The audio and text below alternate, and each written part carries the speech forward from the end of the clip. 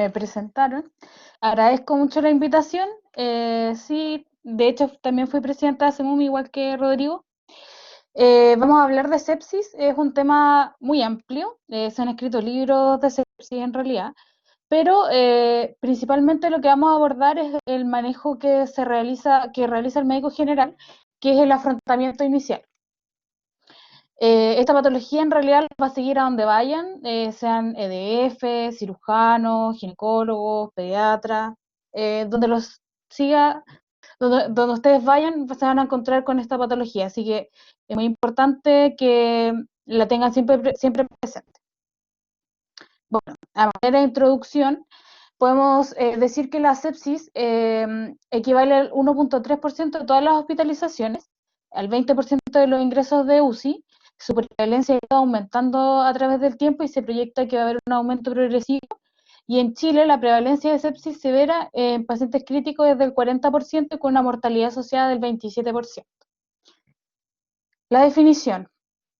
Existen varios consensos. El consenso de sepsis 1 que se creó en 1991 lo define como una respuesta sistémica del hospedador a esa invasión tisular del microorganismo.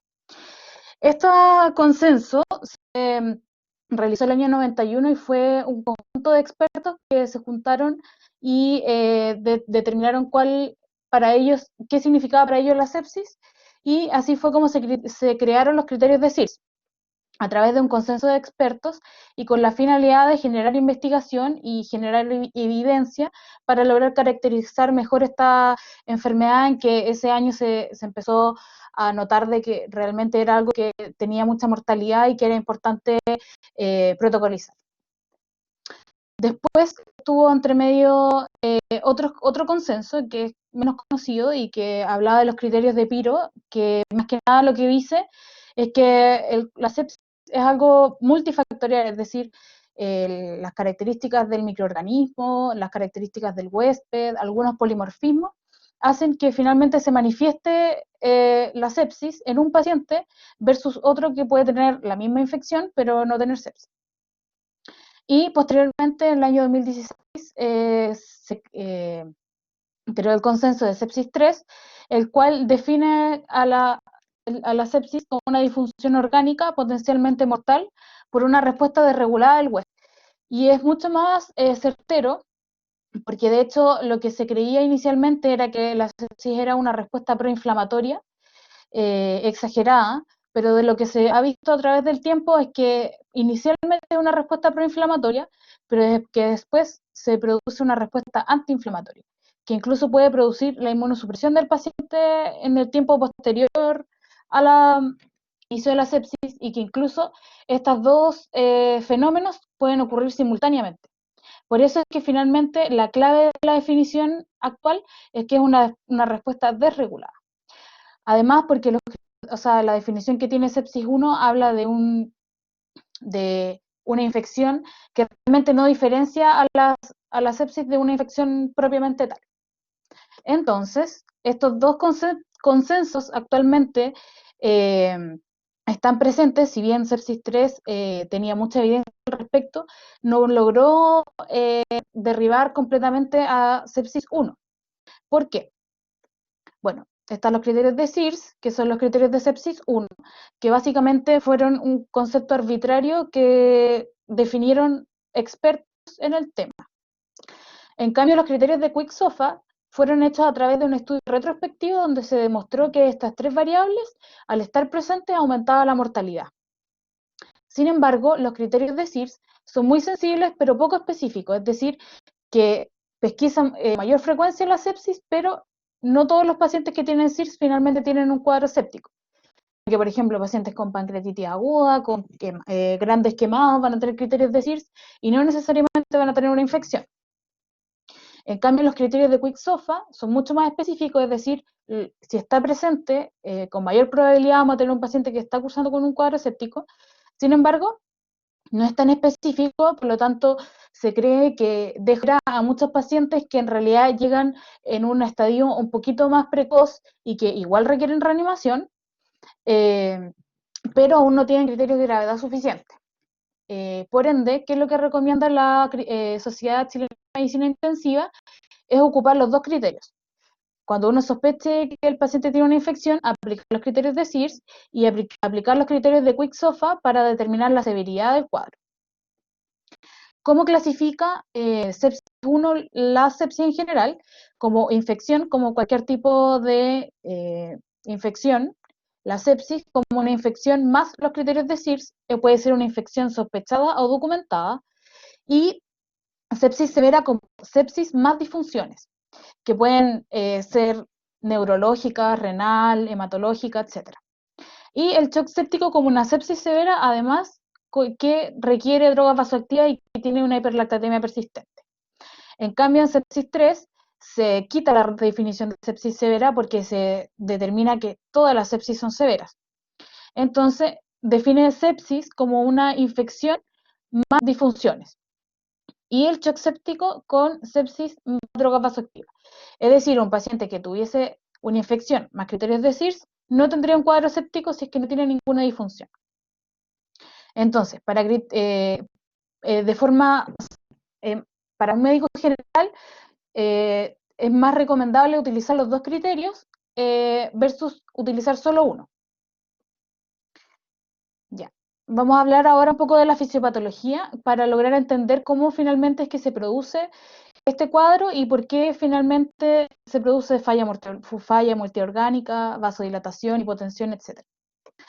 Entonces, tenemos un agente infeccioso que puede ser parásitos, virus o bacterias, los asociados a las bacterias, que están compuestas por miles de moléculas y algunas moléculas como lipopolisacáridos, beta-glicanos, son reconocidos por el cuerpo a través de la inmunidad innata, y estos patrones se llaman patrones moleculares asociados a daño.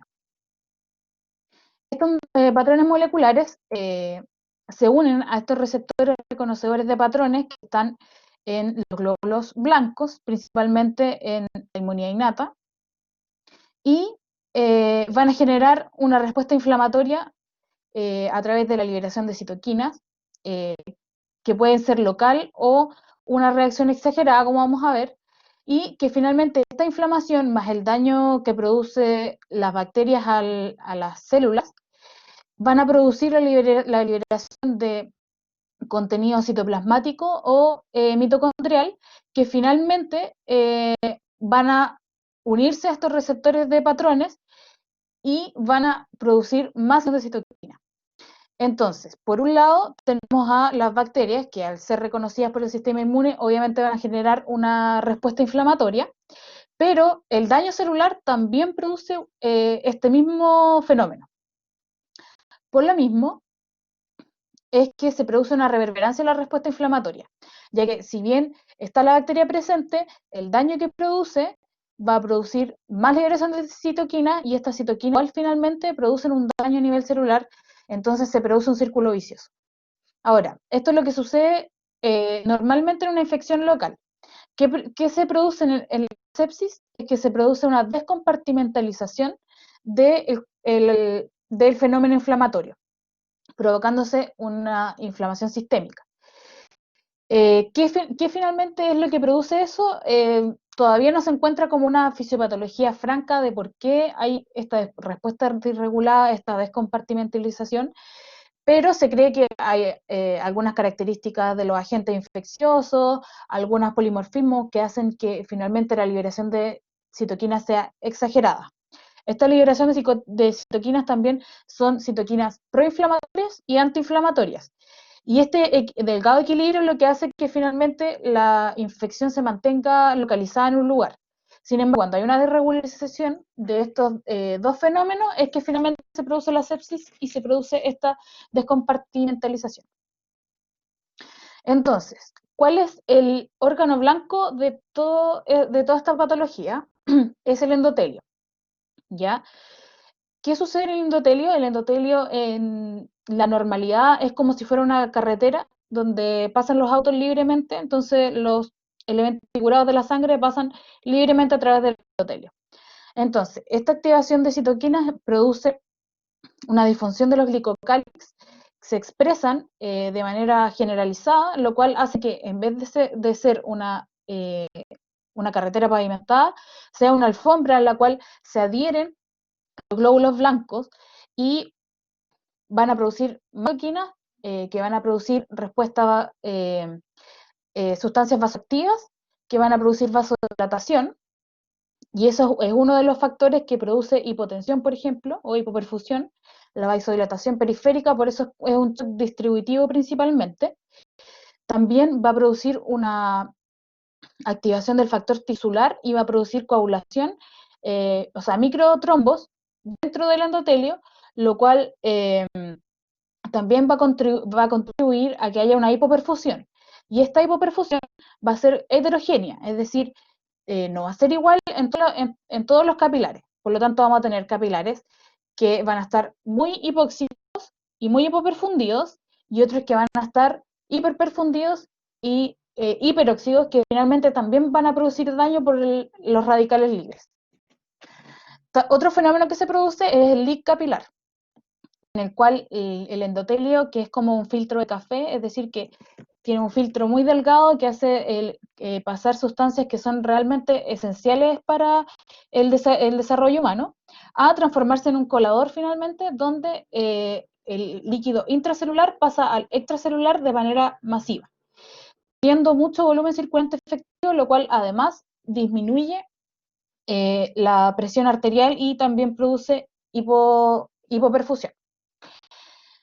Sumado a todo esto, los glóbulos rojos, al pasar por este helio dañado, le es muy difícil producir el intercambio gaseoso que es necesario para que haya una oxigenación adecuada de los tejidos. Entonces, en conjunto, todos estos fenómenos finalmente es lo que producen esta hipoperfusión. Ahora, si esto sucede en un hígado, por ejemplo, vamos a tener falla hepática. Si esto ocurre en el riñón, vamos a tener falla renal. Y así sucesivamente es como se produce la falla multiorgánica. Ahora, si esto sucede a nivel de los vasos sanguíneos en general, es que se va a producir esta hipotensión, alteraciones de la perfusión, etc. Entonces, la evolución de este cuadro es que en las primeras 6 horas generalmente hay un daño directo y hipoperfusión por lo que acabamos de conversar. Licapilar, hipovolemia, hipotensión, hipoflujo. Y vamos a tener además una heterogeneidad en la circulación, en la microcirculación, que va a finalmente producir que en ciertos sectores no haya oxigenación y en la otra haya excesiva oxigenación. Y vamos a tener una fase tardía. Entre medio, generalmente en las primeras horas este fenómeno es un fenómeno principalmente catabólico. Y la hipoperfusión se produce por todo lo que ya hemos conversado previamente. Sin embargo, en la fase tardía, lo que se produce principalmente es una alteración del metabolismo. Bueno, otra cosa que se produce y es muy importante es que al producirse esta hipoxia, este desbalance en realidad entre la demanda de oxígeno y la entrega de oxígeno, porque finalmente es un fenómeno catabólico que va a requerir más oxígeno. Sin embargo, la hipofusión y el hipoflujo van a hacer que le llegue menos oxígeno, o sea, todo mal. Finalmente, ¿qué hace la célula para poder sobrevivir en esos momentos? Es utilizar el metabolismo anaerobio y generar lactato. Y eso es lo que nosotros se traduce en hiperlactatemia y finalmente es uno de los predictores que uno utiliza para ver si es que el paciente está bien reanimado o no. Ahora, tardíamente, cuando el cuerpo ya no sabe qué más hacer para poder compensar esta falta de oxígeno, finalmente lo que hace es disminuir el metabolismo basal, es decir, no produce nada y la célula se produce una hibernación. Hay un desacople metabólico y las mitocondrias dejan de funcionar. Entonces, si bien la, inicialmente eh, hay una alteración como hipóxica, y ese es el mecanismo del daño órgano blanco. Posteriormente, la disfunción multiorgánica se produce porque hay este desacople metabólico, es decir, la célula ya dejó de funcionar. Entonces, por ejemplo, esto pasa principalmente en la UCI en realidad. Los pacientes están con falla renal, por ejemplo, y llevan 4 días anúricos. Entonces, y el paciente ya está reanimado, ya le bajó el láctico, está mucho mejor. Entonces, ¿qué pasó? Que estas células están durmiendo, esperando el momento en el cual ellas se puedan regenerar y puedan volver a tener la energía suficiente para hacer sus funciones en general. Entonces, en general, eso es lo que se produce y eso finalmente es como se desarrolla esta patología. Ahora, esta patología es como si fuera una avalancha, es decir, inicialmente es poca nieve la que se está moviendo, entonces uno la puede detener fácilmente. Y eso se hace a través de tratamiento antibiótico, volumen, reanimación, etcétera. ¿Y qué trata de uno hacer? Cortar este círculo vicioso que vimos en la primera diapositiva. Pero el problema es que cuando ya la cascada metabólica está activa, la liberación de citoquina ya es excesiva, la posibilidad de revertir esto es mucho menor. Entonces ahí es como cuando uno quiere detener la avalancha solo con las manos, pero en realidad ya no se puede detener. Entonces, por eso es que esta patología es tiempo dependiente, porque es necesario cortar la cadena lo más precoz posible para que así el paciente pueda tener una mejor sobrevida. Ya. Acá está el caso clínico, por temas prácticos lo voy a desarrollar yo. Es un hombre de 45 años que es diabético hipertenso y que consulta por 3 días de evolución de dolor abdominal tipo cólico en hipocondrio derecho asociado a vómitos biliosos. Muy sugerente de un cuadro biliar, llegó febril, taquicárdico, normotenso, con una frecuencia de 20 y saturando bien, sin oxígeno. Entonces, ¿qué hacemos? Bueno, primero, cuando un paciente llega grave, lo primero que uno tiene que hacer es monitorizarlo y ponerle 2 vías venosas, ¿ya? Cualquier motivo de consulta que sea grave, ¿ya? Dolor torácico, compromiso de conciencia, etc. Eso es lo primero que hay que hacer. Ya, entonces ahí tenemos los signos vitales del paciente, entonces llegó nuestro paciente, la enfermera y la TENS le están poniendo las vías venosas, lo están monitorizando, etcétera. Y nosotros lo examinamos y está en Glasgow 14, tiene un llene capilar de 5 segundos, está histérico, tiene Murphy positivo y además tiene un Mottling score de 1 punto, que es lo que se los voy a mostrar después, ¿ya? Entonces, podemos ver que según lo que nosotros sabemos hasta el momento, el paciente tiene un quick SOFA de 0 puntos y tiene criterios de SIRS. Sin embargo, ya tiene sepsis severa. ¿Por qué? Porque tiene alteraciones clínicas de la perfusión, ¿ya?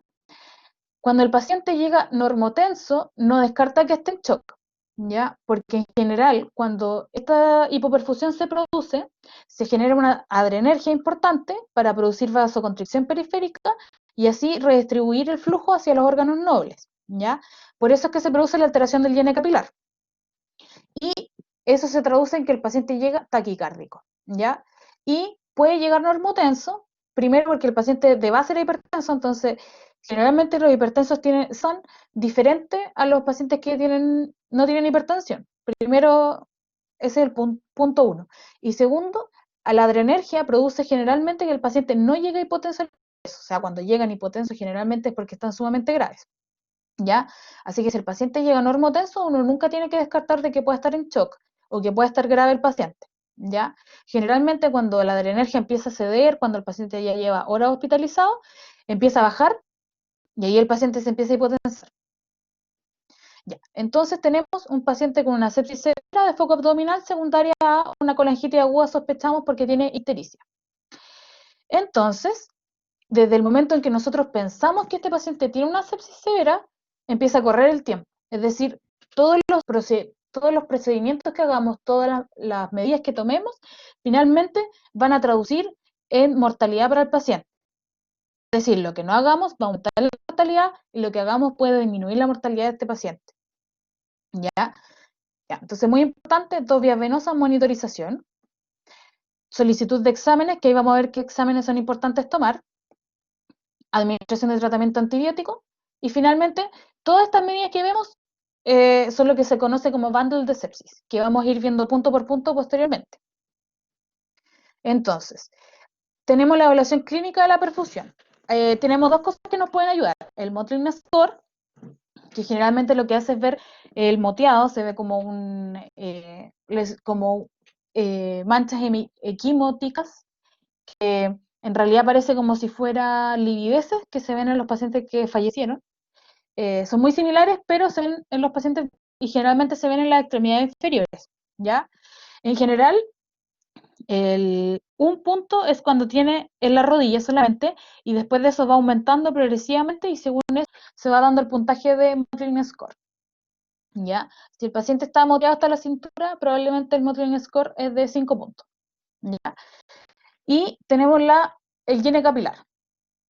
El llene capilar generalmente es una extrapolación a lo que está sucediendo en el interior del cuerpo, en el riñón, en el sistema esplácnico, en el hígado, etc. Entonces, uno lo que hace es apretar el dedo alrededor de entre 5 a 10 segundos y posteriormente montarlo y contar cuántos segundos se demora en recuperar su color. Generalmente, sobre 4 segundos ya es un llene capilar alterado.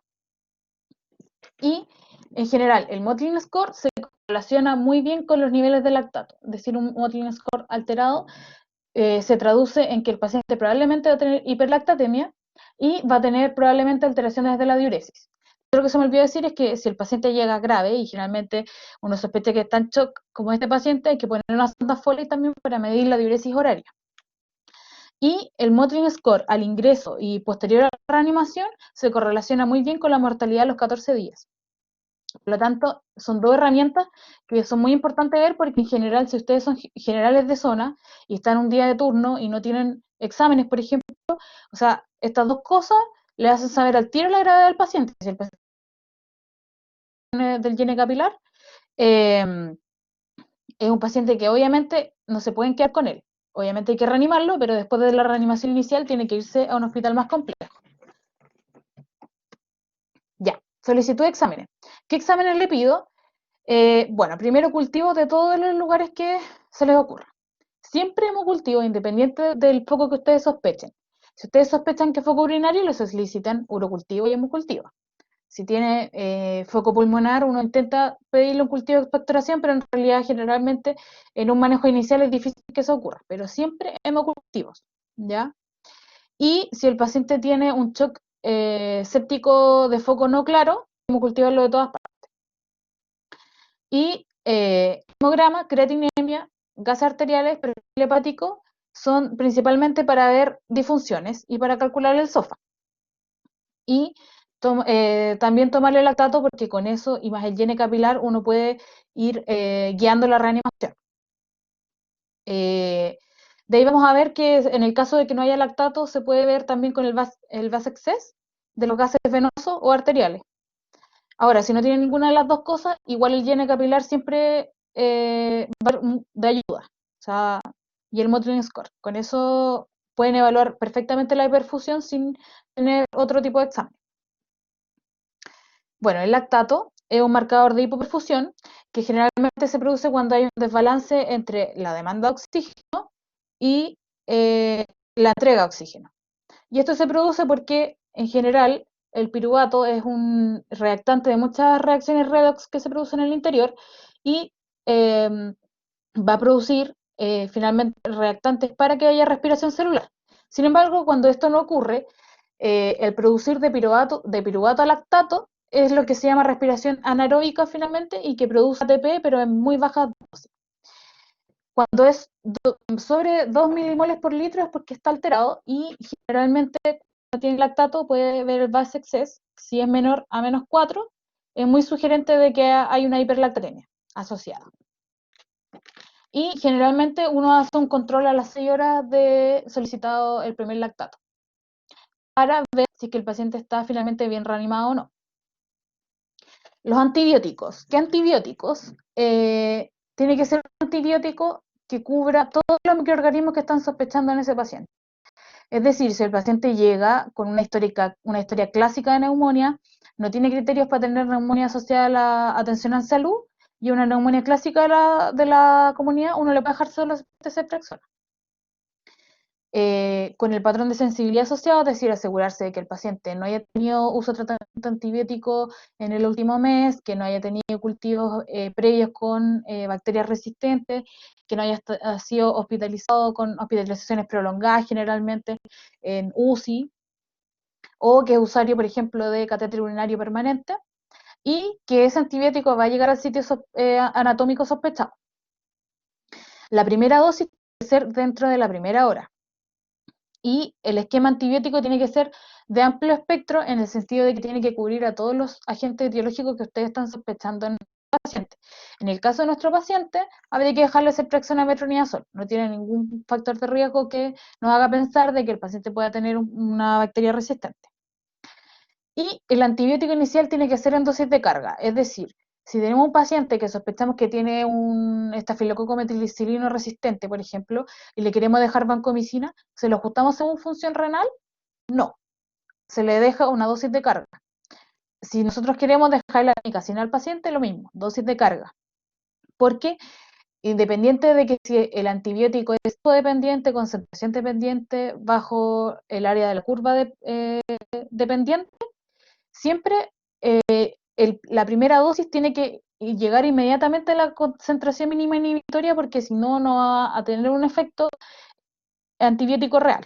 Por eso es que inicialmente se tiene que hacer la dosis de carga. Posteriormente, 48 horas posteriores, cuando ya el paciente está en la UCI, ahí uno le calcula el clearance, ve bien la función renal y todo, y ahí se ajusta el tratamiento antibiótico. Pero en el manejo inicial siempre se utilizan dosis de carga. Si el paciente está en shock séptico, se sugiere iniciar doble cobertura antibiótica porque se ha visto que en los pacientes con shock séptico dejarle el tratamiento con doble cobertura produce una sinergia que produce una disminución de la mortalidad. Y cuando se ajusta el tratamiento es según la susceptibilidad del germen que se haya aislado en los cultivos. Por eso es importante solicitar los cultivos, porque en general la presión selectiva que va a generar que el paciente tenga riesgo de tener bacterias resistentes se produce generalmente 48 a 72 después del tratamiento antibiótico. Es decir, si nosotros tenemos un paciente y le tomamos hemocultivos, los hemocultivos salieron positivos y no sé, le dejamos meropenem, vancomicina, un tratamiento ultra de amplio espectro, si nosotros se lo dejamos por 48 horas, la presión selectiva va a ser muy, muy mínima.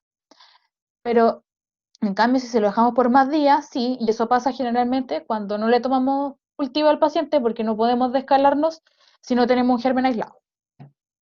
Ahora, ¿por qué tomar todas estas medidas? Porque finalmente un estudio demostró que mientras más atrasaba la administración de tratamiento antibiótico, más aumentaba la mortalidad. Es decir, si uno se equivoca en el tratamiento antibiótico que le deja al paciente, aumenta la mortalidad. Si no le deja el tratamiento indicado al paciente, aumenta la mortalidad. Entonces, generalmente uno le toma exámenes antes de dejarle el tratamiento antibiótico y uno intenta hemocultivar al paciente antes de dejarle el tratamiento antibiótico. Ahora, si usted está en un hospital pequeño, donde no tiene la posibilidad de tomarle hemocultivo al paciente, le deja el tratamiento antibiótico. Porque es más importante que el paciente reciba el tratamiento antibiótico que le solicite los hemocultivos. Obviamente los hemocultivos son muy importantes, pero tomárselos o no, no altera tanto la mortalidad como si el tratamiento antibiótico. Entonces, ¿se ajusta en función renal? Inicialmente no. Ya. Reanimación con fluidos. ¿Qué fluidos? Cristaloides. ¿Cuáles son los cristaloides? El suero fisiológico, el Ringer lactato. ¿Ya? 30 cc por kilo las primeras 3 horas. ¿Ya? En general, cualquiera de los tres sirve. No hay ninguno que haya demostrado que disminuya la mortalidad versus el otro. Ahora, si ustedes tienen los tres, lo mejor es dejarle Ringer lactato o Ringer, porque es una solución más balanceada y en general el exceso de suero fisiológico puede producir acidosis hiperclorémica. Pero en general si tiene fisiológico, nomás. Ya. 30 cc por kilo para de 65 a 70 milímetros de mercurio. Y en pacientes cardiópatas o alquianúrica, uno siempre tiene miedo de pasarle volumen. En este caso, uno tiene que administrarle el volumen que sugiere la guía, es decir, 30 cc por kilo. ¿Cuál es la diferencia? Que uno tiene que estar mirando al paciente mientras se le está administrando esa cantidad de volumen y ver inmediatamente signos de congestión. Una vez que si empieza a tener signos de congestión, uno disminuye la infusión e inicia drogas vasoactivas precozmente. Si el paciente llega con pan de 40, uno inicia o uno le pasa volumen y uno prepara inmediatamente la bomba de drogas vasoactivas porque probablemente los cristaloides no van a aumentar la presión para que llegue a la presión meta. Así que uno precocemente de las drogas vasoactivas. No hay que tener miedo, o sea, si el paciente llegó ultra hipotenso, uno parte de drogas vasoactivas y cristaloides al mismo tiempo. Después, si el paciente ya se empieza a mejorar y empieza a mejorar la PAM, uno puede suspender incluso las drogas vasoactivas. Las drogas vasoactivas, en general, se tratan de pasar por un central, porque así se pueden pasar a mayores concentraciones. Pero obviamente se pueden pasar por periférica y en general es dudosa la cantidad de dosis que uno puede llegar a administrarle por una vía venosa periférica. No se recomienda el uso de almidones o coloides. Ahora, si es lo único que tienen a mano, hay que reanimarlo con eso también. O sea, pero igual es difícil que hayan coloides y almidones y no haya cristaloides, que son como los más comunes. Pero no se recomiendan porque aumentan la mortalidad. Drogas vasoactivas. Para administrar las drogas vasoactivas, generalmente se requiere una monitorización continua de la presión arterial a través de una línea arterial. Eso es lo que lo ideal. A un catéter venoso central. Ahora, si es que no tiene ninguna de las dos, con un manguito de presión y con una vía venosa periférica, porque en realidad lo que importa es que el paciente llegue bien al hospital donde haya una unidad de paciente crítico. ¿Qué droga vasoactiva? En general, la noradrenalina es la droga vasoactiva de elección, ¿ya? Como segunda opción, la adrenalina, en general, la adrenalina versus la noradrenalina no tienen mayores diferencias. Ahora, sí, la noradrenalina con la dopamina, porque al compararse se evidenció que la dopamina, si bien no influía tanto en la mortalidad, aumentaba el riesgo de arritmias. Y la vasopresina son otras drogas que en realidad es un uso muy restringido en pacientes críticos y son drogas muy caras en realidad, así como que ven poco. La felinefrina en general tampoco se recomienda a primera línea, en general lo usan los anestesistas en el intraoperatorio. Entonces, todo esto finalmente se llama bundle de sepsis porque se ha mostrado que aplicar estas medidas en las primeras 3 horas disminuye considerablemente la mortalidad. Y no hacerlo, por el contrario, aumenta la mortalidad. Por lo tanto, regresando rápidamente, medir lactato plasmático, tomar hemocultivo, administración precoz de tratamiento antibiótico asociado a un paciente crítico y administración de cristaloides de 30 ml por kilo. Existe un nuevo bundle de sepsis que es como el bundle de la primera hora, donde dice que si es que el paciente no responde inicialmente a la administración de cristaloides, administración precoz de drogas vasoactivas. Y eso es lo que conversábamos, de si el paciente llega con una paciente, obviamente uno le va a partir las dos cosas al mismo tiempo. Y las primeras 6 horas, a las 6 horas uno debería reevaluar al paciente si continúa y iniciar drogas vasoactivas o persiste la hiperlactatemia.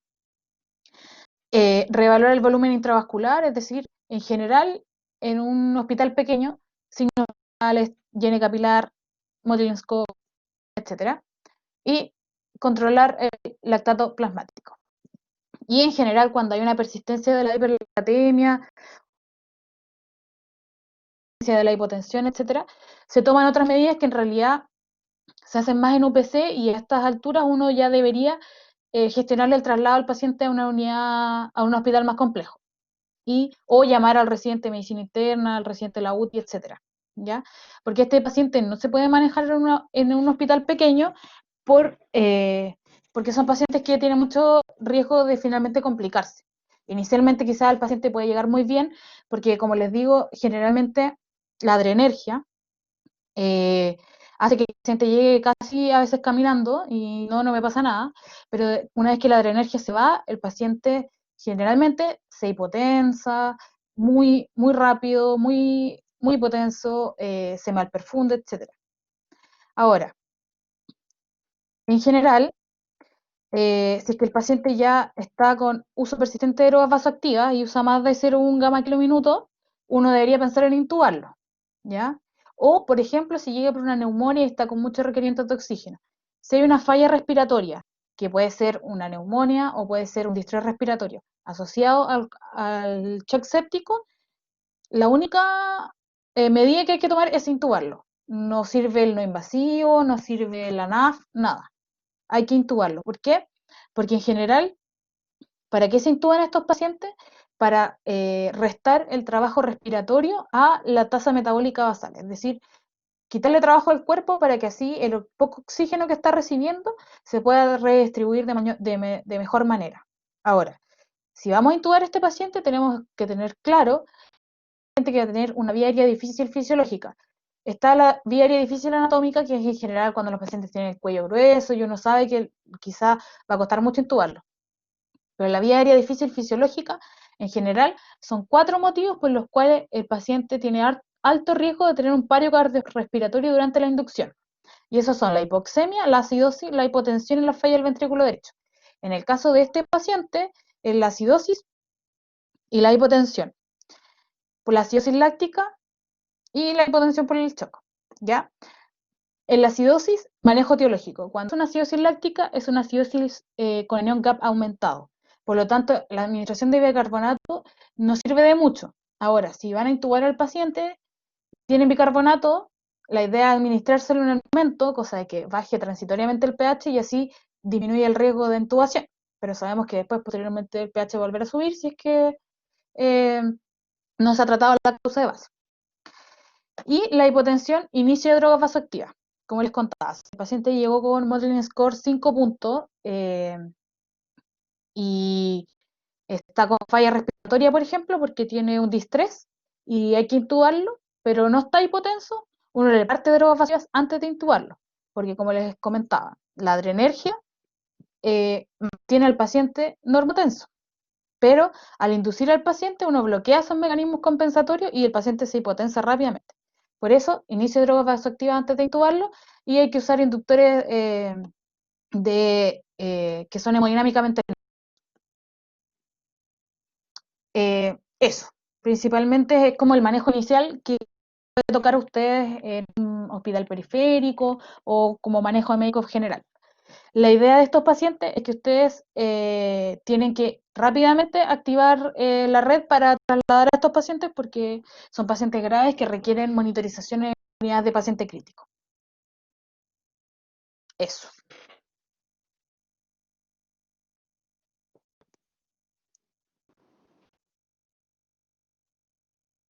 Muchas gracias, doctora. No sé si quieres ahora el espacio para preguntas. ¿Sí?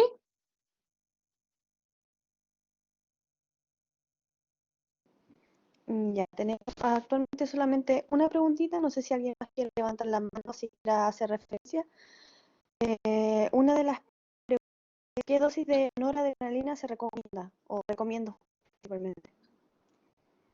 Es que en general, dependiendo de qué tan hipotenso llegue el paciente, en general, por ejemplo, uno parte con 0,05 gamma kilominuto, ¿ya? El paciente, y ahí uno lo va titulando según la presión, ¿ya? Si el paciente está con una PAM de 30, por ejemplo, uno le puede partir una gamma kilominuto y ir bajando, ¿ya? Generalmente se titula según la presión, por eso es que se intenta tener una línea arterial que es mucho más, tiene la presión como del momento para poder ir titulando la VIC. En general, más que la dosis, lo que importa es cuánto, o sea, la dosis determina qué tan grave es el shock. Entonces, si es sobre 0,1, ya pasa a ser shock séptico leve a ser shock séptico moderado. Entonces ahí es un paciente grave que en realidad hay que evaluar si es que es intubarlo o no. Pero en general, la dosis de noradrenalina se titula según la PAM y uno puede partir, si es que el paciente no está hipotenso, con 0,05 gamma kilominuto.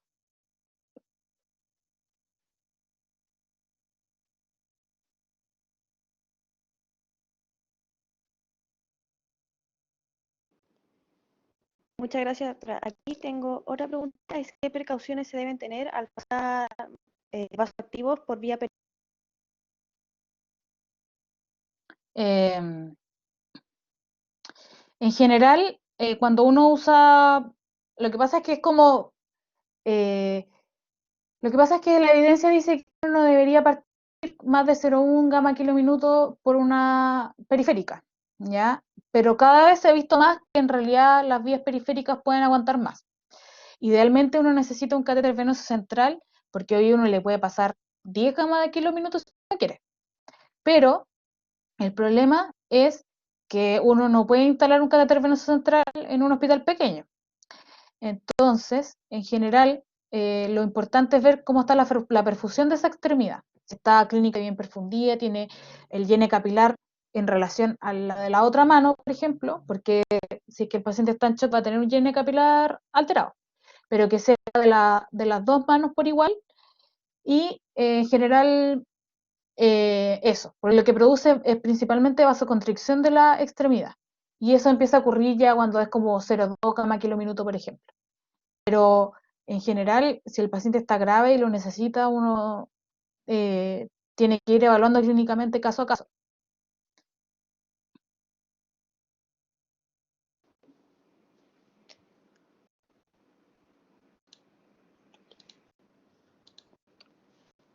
Ya, otra preguntita y de ahí le vamos a decir a Joaquín que puede hablar. Aquí Stephanie pregunta, ¿hasta cuándo se puede titular la noradrenalina antes de iniciar una segunda droga? Bueno, en general, ojalá que eso no les pase en un hospital periférico. Eh, en general, si está con un catéter venoso central, uno puede tener 10 gamma kilominutos de noradrenalina.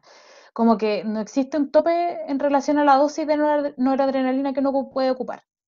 En general, si no me equivoco, cuando ya uno usa más de 0,5, no, más de una gama kilominuto, uno intenta partir otra droga vasoactiva.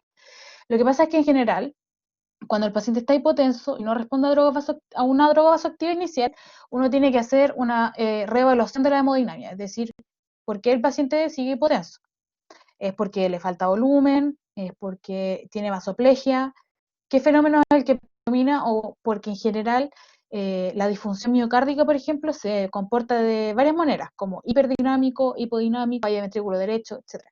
Entonces, en general, para el manejo inicial está bien como partir solamente una droga activa, porque en general, y derivarlo precozmente, porque después de las 6 horas, ¿qué es lo que uno hace como manejo UPC? Es determinar por qué sigue hipotenso, que es como más importante que iniciar una droga. Pero en general, cuando ya uno está como en una gama kilominuto, uno piensa en partirle otra droga vasoactiva, que en general es la adrenalina.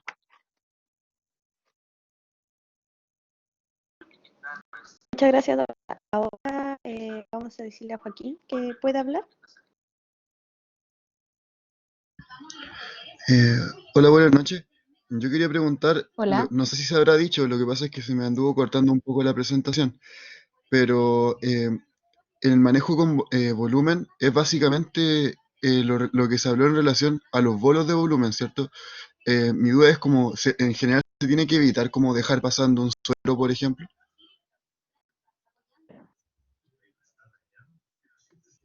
Mm, mm, mm.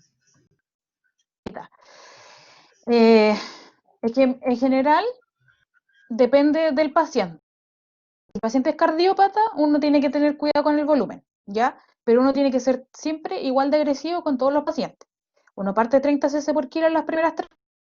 Los cardiópatas uno trata de ser más juicioso con el volumen, entonces uno va viendo si es que tiene signos de congestión. Una vez que ya tiene signos de congestión en realidad, uno trata de disminuir el volumen y priorizar las drogas vasoactivas, ¿ya? En general, si el paciente es joven, uno puede darle una segunda, pero lo que se recomienda es que si ya el paciente lleva reanimado 6 horas y sigue hipotenso, iniciar la droga vasoactiva. O en general lo que se ha visto con el nuevo bundle es como entre las primeras 3 horas. O sea, si ya no te respondió con la primera dosis de volumen, uno trata de priorizar la droga vasoactiva. Pero en general, si el paciente no es cardiópata y no está anúrico, uno puede ser más permisivo con el volumen. Ya, a veces los pacientes están muy deshidratados porque, no sé, por ejemplo, en el caso clínico, el paciente tenía un cólico biliar, entonces vomitó mucho, perdió mucho volumen, entonces quizás ese paciente va a requerir más volumen que un paciente que no tenía pérdidas aumentadas previas. Entonces uno tiene que ir viendo clínicamente cómo anda. Si es que el paciente ya se ve congestivo, uno en realidad corta el volumen y empieza con vasoactiva al tiro, ¿ya? Si el paciente es joven o tiene o uno le pasó los 30 cc por kilo las primeras 3 horas, pero uno ve que tiene el PEC disminuido, tiene los ojos hundidos todavía, eh, como las mucosas secas, uno puede uno puede partir un nuevo bolo, por decirlo de alguna forma. Es variable entre paciente y paciente, pero lo importante es que si es que el paciente ya no responde al volumen, es iniciar droga vasoactiva. Ya, perfecto. Doctora, vamos a la última pregunta ya. No sé Ya. si es que no le molesta. Una de las preguntas es ¿qué los antibióticos de preferencia según las posibles etiologías? ¿Me la puedes repetir? Es que como que se cortó un poco el audio. Ya. Los antibióticos de preferencia según las posibles etiologías. No entendí la pregunta. Como, ¿qué antibiótico usar según la ¿Cuáles son los patología? antibióticos? O sea, que igual depende mucho de lo que uno tenga, pues. En general en los hospitales pequeños no hay tanta antibióticos. Pero en general, por ejemplo, si uno dice, llega el paciente tiene una neumonía, uno le parte ceftriaxona. Ahora, si el paciente tiene un toque diferenciado, ahí se pone más difícil la cosa y uno tiene que partir y cubrir cocasa gram positiva, bacilo gram negativo, todo, ¿ya? Pero si uno tiene un foco claramente, o sea, llega una paciente, no sé, con una piel séptica, uno le parte ceftriaxona. Y si no ha tenido, por ejemplo, tratamiento medio, no ha tenido urocultivos aislados con bacterias resistentes, etcétera, ¿ya? Pero en general uno tiene que ir viendo caso a caso según el foco que uno sospeche. Y si uno no tiene foco, uno tiene que partir un tratamiento antibiótico que cura cocasa gram positiva y bacilo gram negativo. De lo que uno tenga en el arsenal que tiene disponible.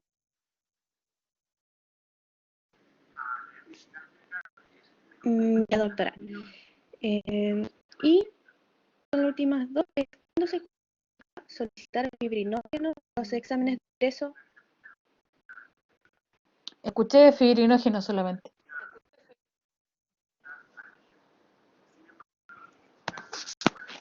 No escuché la pregunta.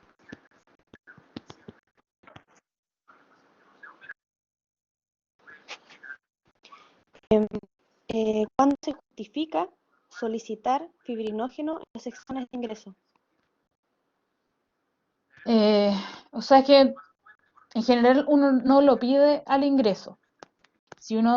Depende, si el paciente, si uno sospecha que tiene falla hepática, por ejemplo, o tiene alteraciones importantes de la coagulación, ahí uno solicita el fibrinógeno porque ahí uno tiene que evaluar si es que hay una coagulación intravascular diseminada, por ejemplo. Y si el paciente es daño hepático crónico, igual uno lo pide más de entrada porque en general cuando hay pacientes, los pacientes hepáticos, en general cuando tienen un cuadro tan grave como un cuadro séptico, tienden a hacer insuficiencia hepática aguda sobre crónica. Entonces cuando hacen eso, en general uno pide el fibrinógeno para evaluar cómo está la función hepática. Esos son como los dos escenarios, creo yo, donde habría que pedir fibrinógeno.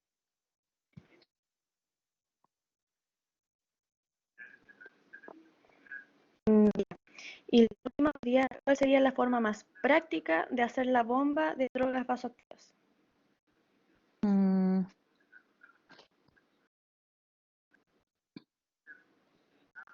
¿Se entendió? Va a depender de lo que uno tenga en realidad.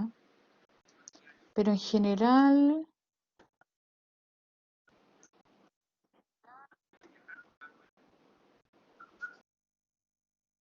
se usan 4 ampollas, si no me equivoco, en 250.